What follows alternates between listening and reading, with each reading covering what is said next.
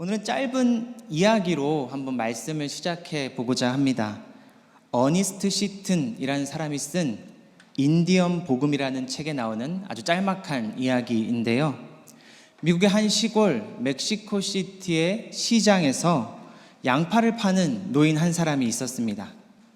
이 노인 옆에는 그가 하루 동안 팔아야 하는 양파 20줄이 걸려 있었죠. 그런데 이때 도시에서 시카고에서 온 한 청년이 지나가면서 그 노인을 보고 노인에게 물었습니다. 어르신, 양파 하나에 얼마입니까? 노인은 이렇게 대답했습니다. 10센트요 라고 양파의 가격을 알려주었죠. 도시 청년은 다시 그렇다면 2줄엔 얼마입니까? 흥정하듯 물어보았습니다.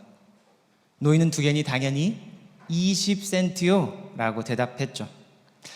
마지막으로 이 청년은 이 시골의 민심을 기대하기라도 하듯 그렇다면 3줄에는 얼마입니까? 조금 깎아주지 않을까 기대했던 것 같습니다. 그런데 노인은 조금도 애누리 없이 깎아주지 않고 이렇게 대답합니다. 30센트입니다. 뭔가 이 청년이 오기가 좀 생겼던 걸까요? 그렇다면 저기 저 뒤에 있는 20줄 전부를 다 사면 얼마에 주시겠습니까? 라고 이 청년이 물어보았죠. 얼마일까요? 막 머릿속으로 계산하시나요? 계산 빠르신 분들은 벌써 나왔죠. 근데 노인이 이렇게 대답했다고 합니다. 20줄을 한꺼번에 팔지는 않겠습니다 라고 대답했다고 하죠. 참 이상하지 않습니까? 20줄 한꺼번에 팔면 노인도 조금 빨리 퇴근할 수 있고 모두가 좋을 텐데 이 노인은 20줄을 한꺼번에 팔지 않겠다고 말하는 겁니다. 노인이 이어서 이렇게 대답하죠. 나는 양파를 팔려고 나온 것이 아닙니다. 나는 내 삶을 살려고 여기에 있습니다. 나는 이 시장을 사랑합니다. 북적대는 사람들과 내리쬐는 햇빛을 사랑하고 흔들리는 종려나무를 사랑합니다. 이웃이 다가와서 내게 인사를 건넬 때 행복하고 자기 아이들과 거둔 열매에 대해서 이야기 나누는 것을 좋아합니다. 이것이 내 삶입니다 라고 노인이 대답했다고 합니다. 그러니 내가 양파를 손님에게 다 팔아버린다면 내 하루는 그것으로 끝나지 않을까요? 그럼 내가 사랑하는 것들을 잃게 되겠죠? 그러니 나는 그런 일을 하지 않을 겁니다 라고 노인이 말하죠. 누가 더 지혜로운 사람처럼 보이십니까? 시장에서 양파를 파는 노인과 도시에서 올라온 청년. 청년은 더 빨리, 더 많이 한꺼번에 파는 것이야말로 아주 유익한 일이라고 생각했을 텐데 노인은 그보다도 나의 삶을 조금 더 소중하게 여길 줄 아는 사람이었습니다. 우리는 알게 모르게 진정으로 가치 있는 것이 무엇인지 고민하지 않고 물어보지 않고 너무나 당연한 것처럼 무조건적으로 느린 것보다는 빠른 것이, 적은 것보다는 많은 것이, 그리고 낮은 것보다는 높은 것이, 좁은 것보다는 넓은 것을 가치 있게 여기며 살아가는 것 같습니다. 오늘 본문 46절에 등장하는 이 율법학자들, 서기관들이었는데요. 이들이 마치 꼭 도시 청년의 모습을 보는 것만 같습니다. 이들이 어떤 사람들이었냐면요. 사실 이들은 평범한 사람들이죠. 왜냐면요. 이스라엘 사회에서 이 율법학자들은 아주 고위 공무원, 고위직에 해당하는 사람들이었습니다. 그러니 그들이 입는 예복이라고 하는 것, 그들의 높은 신분을 드러내는 것이었을 겁니다. 그러니 어딜 가서도 딱히 요구하지 않아도 알아서 이들에게 인사하러 왔을 거고요. 회당을 가든지 잔칫집을 가든지 이들이 말하지 않아도 자연스럽게 이들을 위해서 높은 자리를 비워 놓았을 겁니다. 이런 일들이 장터나 회당이나 잔칫집 그 어디를 불문하고 다 일어났다는 것은 이들이 결코 특별한 것이 아니라 이런 일들이 평범한 세상을 보여주는 것이죠. 그러니 예수님께서 이런 율법학자들을 조심하여라 라고 말씀하실 때에는 단순히 저 율법학자 같은 사람들, 저 부류의 사람들이 위험하니 저 부류의 사람들이 배울 것이 없으니 조심하라고 말씀하신 것이 아니라 높은 이들에게 아첨하고 자신이 유력한 사람인 것을 온몸으로 뽐내는 세상, 그것이 당연해진 세상을 본받지 말라는 예수님의 말씀인 것입니다. 그런데 참으로도 안타깝게도 말이죠. 이 율법학자들이 살고 있는 세상, 높은 것을 뽐내고 그런 이들에게 아첨하고 그런 이들을 선망하는 세상, 장터나 회당이나 잔치자리 같은 곳이 지금까지도 여전히 되물림되고 있는 것만 같습니다. 네, 오늘은 어버이날인데요. 며칠 전에는 어린이날이었죠. 우리 어버이들은 우리 다음 세대인 어린이들에게 어떤 세상을 물려주고 있습니까? 이제 우리 아이들에게는 이런 세상이 아주 당연한 세상이 된 것만 같습니다. 입술을 떼기 시작하면 영어를 배워야 어디나 조금 살아남을 수 있는 세상이 당연한 세상 같습니다. 이제 좀 셈을 할라치면 초등학교에 들어가서는 중학교의 모든 수학 과정을 미리 맞춰놔야 입시 전쟁에서 유리한 고지를 점령할 수 있는 그런 세상, 이런 세상이 우리 아이들에게 당연한 세상이 되어버린 것이죠. 우리 아이들에게 이런 세상은 어떤 모습일까요? 한번 상상해 봤는데 이렇지 않을까 싶습니다. 마치 순위에 들기 위해서는 훈련하고 다른박질하지 않으면 안 되는 경기장과 같지 않을까요? 아니면 더 혹독하게도 살아남기 위해서는 많은 물량을 투입하고 또 높은 고지를 점령해야만 살아남을 수 있는 전쟁터 같지 않을까요?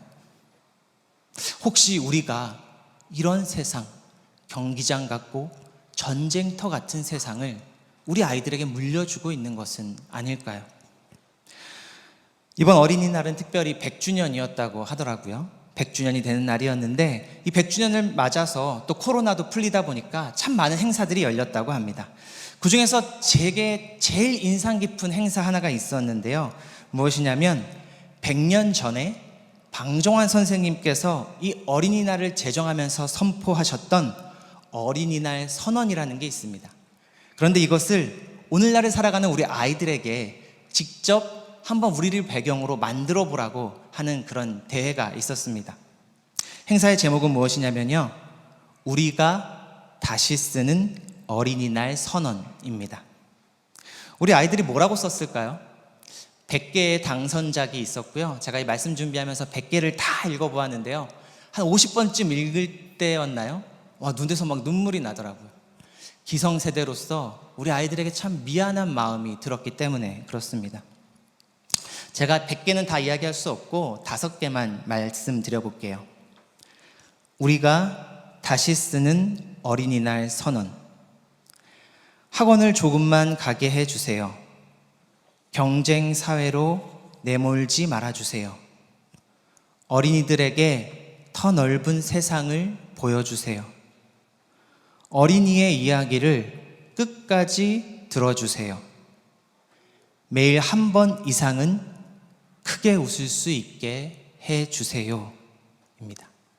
계속 읽으면 정말 눈물 나서 볼 수가 없습니다.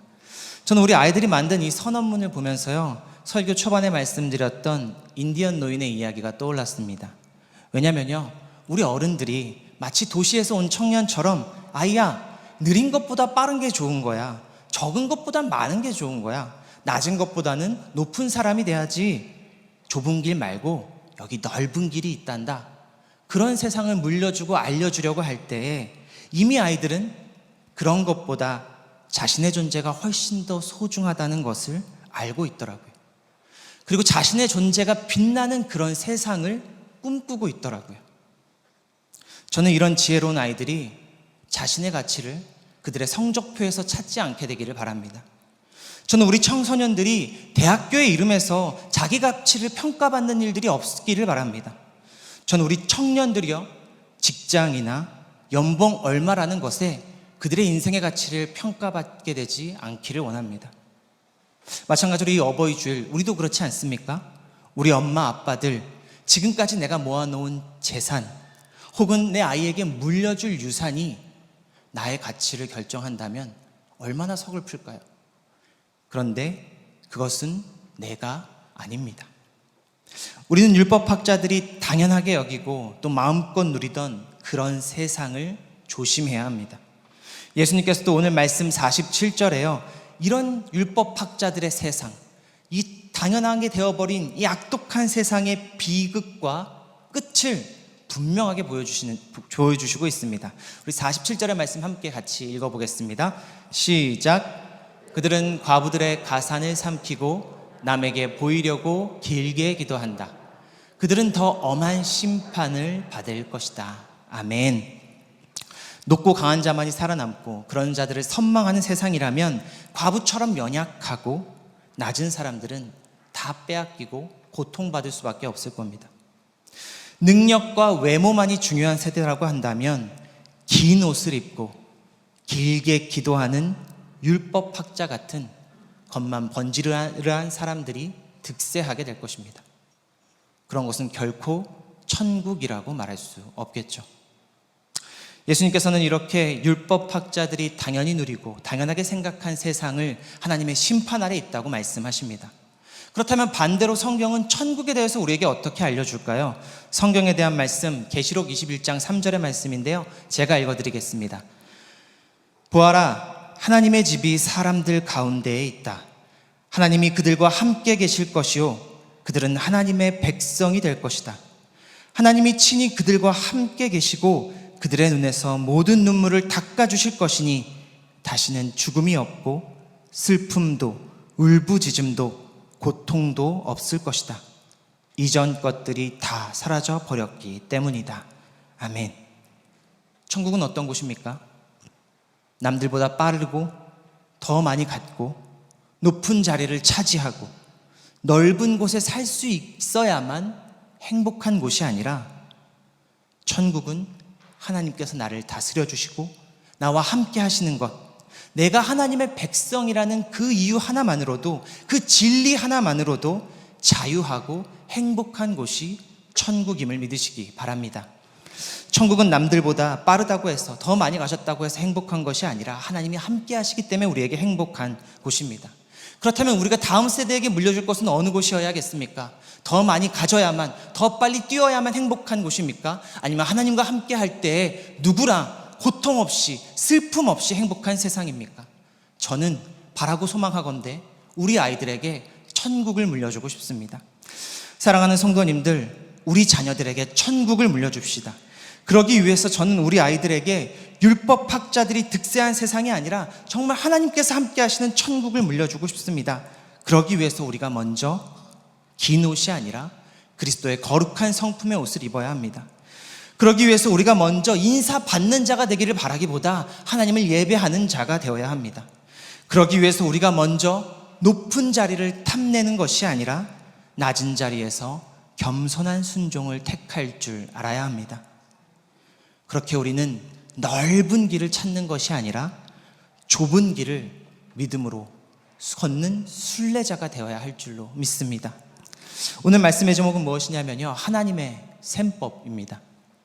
하나님께서는 명품 옷을 입었다고 해서 그 사람을 귀하게 여겨주신다는 말씀 구절은 성경에 한 구절도 없습니다. 다만 하나님께서는 그리스도의 성품의 옷을 입은 사람을 귀하게 여겨주십니다. 하나님께서는 인사받는 높은 자리에 앉는 사람들이 대단하다고 말씀하지 않으십니다. 도리어 낮은 곳에서 섬기는 사람들이 으뜸이라고 말씀해 주십니다.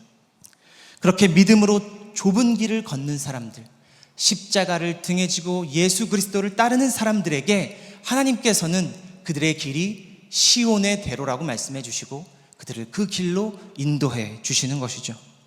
이 사실이, 이 진리가 저와 여러분들에게 위로와 소망이 되기를 바랍니다. 그렇게 우리가 우리 아이들에게 물려줄 세상이요, 율법학자들이 당연하게 여기던 그 세상이 아니라 정말 하나님과 함께함으로 행복한 천국이기를 주님의 이름으로 축복합니다. 계속해서 이어지는 말씀은 우리가 잘 아는 가난한 과부가 두랫돈을 헌금하는 이야기입니다. 성경은 이 이야기를 통해서 말하는 것이 아주 분명합니다. 천국을 선물하시는 예수 그리스도, 그리고 그 천국을 받을 만한 사람이 누구인지를 우리에게 아주 분명하게 보여줍니다. 예수님의 시대에는 성전에 여인의 뜰이라는 곳이 있었거든요. 거기에는 13개의 헌금궤가 설치되어 있었습니다. 그래서 누구나 들어가서 주님께 헌금 드릴 수 있는 곳이었는데요, 이곳에서 예수님께서는 부자들이 헌금하는 모습을 보게 되십니다. 아마도 부자들이니만큼 아주 많은 금액을 헌금했겠죠.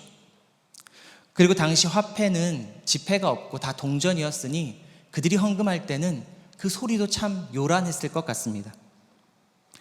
그런데 뒤이어 가난한 과부가 등장하죠. 그리고 이 과부는 가난했기에 부자들에 비하면 정말 보잘것없는 렙돈 2입을 헌금했습니다. 아예 그냥 소리부터 달랐을 것 같아요. 부자들이 헌금할 때는 막 촤라라 촤라라 촤라라 소리가 나지 않았을까요? 근데 이 여인이 헌금할 때는 어떤 소리가 났을까요? 땡그랑 땡그랑 이런 소리가 나지 않았겠습니까? 당시 렙돈이라고 하면은 화폐 중에서도 가장 작은 단위였고요. 지금의 가치로 따지자면 1,000원에서 한 2,000원 정도 되는 결코 크지 않은 액수의 헌금이었습니다. 그런데 참 놀라운 일이 일어납니다. 예수님께서 그 여인이 헌금하는 것을 보시더니 이렇게 말씀하시죠. 내가 진정으로 너희에게 말한다. 이 가난한 과부가 누구보다도 더 많이 넣었다 라고 말씀하십니다. 참 이상한 계산이 아닐 수가 없습니다. 금액으로 보나 동전의 개수로 보나 가장 적게 넣은 사람이 이 과부였거든요. 그런데 4절에서 예수님께서는 그렇게 말씀하신 이유를 알려주시죠. 우리가 4절 한번 같이 읽어보기 원하는데요. 함께 읽겠습니다. 저 사람들은 다 넉넉한 가운데에서 자기들의 헌금을 넣었지만 이 과부는 구차한 가운데서 가지고 있는 생활비 전부를 털어넣었다. 아멘. 오늘 이 말씀이요, 부자들도 과부처럼 전 재산을 넣어야 했다라고 말씀하시는 그런 교훈이 아닙니다. 예수님께서 주신 말씀은 무엇이냐면요, 비록 저 과부가 드린 것은 매우 작은 것, 어찌 보면 하찮은 것일지라도 그녀의 생활비 전부를 드렸고 저 과부야말로, 그 헌금이야말로 준비되고 헌신된 헌금이었다고 칭찬해 주시는 겁니다. 하나님께서는 왜 렙돈 2입을 크게 여겨주실까요? 왜 하나님의 셈법은 우리가 보는 눈과 전혀 다를까요? 그것은 하나님께서 얼마나 많이 하는지를 보는 것이 아니라 우리의 중심을 보시고 우리가 얼마나 준비하고 헌신하는지를 보는 분이시기 때문에 그렇습니다. 말씀 속의 여인을 보십시오. 오늘 이 과부가 드린 헌금이요, 생활비의 전부였다고 이야기하죠. 여기서 생활비라고 하는 것은 하루 먹을 양식을 구할 돈이었습니다. 하루치의 식량을 구할 돈. 대단히 배부르지게 먹지 못했을 것만 같습니다. 그런데 이 여인이 이 2렙돈마저도 드리려고 한다면 이 여인은 미리 금식을 결단해야 했을 겁니다. 금식으로 준비된 헌금이었죠. 그녀는 작은 2렙돈을 위해서 미리 이 헌신, 이 금식을 결단해야 했고 그렇게 준비된 헌금을 주님께 드렸습니다. 그리고 금식을 해서라도 드리고자 하는 마음의 열정과 헌신에 대한 그 거룩한 다짐이 그녀에게 있었던 것이죠. 그래서 아마도 그녀는 다른 것 아무것도 보지 못했던 것 같습니다. 아무것도 보이지 않았던 것 같습니다. 제가 한번 이 이야기를 상상해 봤습니다. 여인에게는 사실 다른 여러 가지 선택지들이 있었더라고요. 여인은 2렙돈을 넣었죠. 그러니까 하나만 낼 수도 있는 선택지가 이 여인에게 있었습니다. 그것도 아니면 가난은 부끄러운 것이기에 그냥 드리지 않을 수도 있었고, 혹은 이 2렙돈 드려봐야 무슨 소용이 있겠어? 부자들이 저렇게 많이 헌금하는데 아무 가치 없는 것이야 라고 생각하고 의뢰 그냥 드리기를 포기했을 수도 있었을 겁니다. 그런 여러 가지 선택지들이 있었지만 이 여인은 마치 그런 선택지가 아무것도 없는 것처럼 자신의 전부인 2렙돈을 헌금했습니다. 자신이 가진 모든 것을 주님께 드린 것이죠. 아마도 헌신이란 게 이런 것이 아니겠습니까? 나에게 다른 선택지가 있는 것처럼, 이거 아니면 저것도 가능하고, 나에게 여유가 있으니까 주님께 조금 헌신할 수 있는 그런 헌신이 아니라 아무 선택지가 없는 것처럼, 이것 말고는 없는 것처럼 하나님께 나를 드리는 것이 진정한 헌신일 겁니다. 하나님께서는 이걸 크게 여겨주신 것이죠. 세상 사람들의 눈에 보기에 그 부자들의 헌금, 그 양의 많고 그 대단한 금액이 아니라 금식으로 준비하고 이것 말고 나에겐 다른 선택지가 없다라고 드리는 그 여인의 헌금을 하나님께서는 부자들의 것보다 훨씬 더 크게 여겨주셨습니다. 그렇게 이 여인의 2렙돈은 마음과 헌신이 가득 담긴 풍성한 것이었습니다. 중심을 보시는 하나님께서는 이것을 크게 여겨주셨고요. 분명 우리 눈에 보기에는 작은 물질일지 몰라도 하나님의 눈으로 보기에는 그 무엇보다 크고, 저 시장에서, 저 잔치집에서 긴 옷을 입고 남에게 보이려고 길게 기도하는, 하나님께 헌신이 아닌 사람들 앞에서 쇼를 하는 율법 학자들보다 더 대단하고 귀한 것이었습니다. 그렇게 예수님께서 말씀하셨듯이 가난한 자에게 복이 있다, 천국이 그들의 것이다 라고 말씀해 주신 것처럼 예수님께서는 하나님의 눈으로 이 여인을 바라봐 주셨고요, 하나님의 셈법으로 그 여인의 헌금을 바라봐 주셨고요, 하나님의 입술이 되어 주셔서 그 여인이 누구보다 더 많이 넣었다고 칭찬해 주셨습니다. 한번 상상해 보십시오. 그녀가 어떤 기분이었을까요? 제가 한번 상상해 봤습니다. 그래도 가난이 부끄러운 것이고 저 많이 헌금하는 사람들이 여기저기 짤그랑 거리고 있을 때 두 랩돈 넣는 일 조금은 창피했을 것 같습니다. 조금은 부끄러웠을 것 같습니다.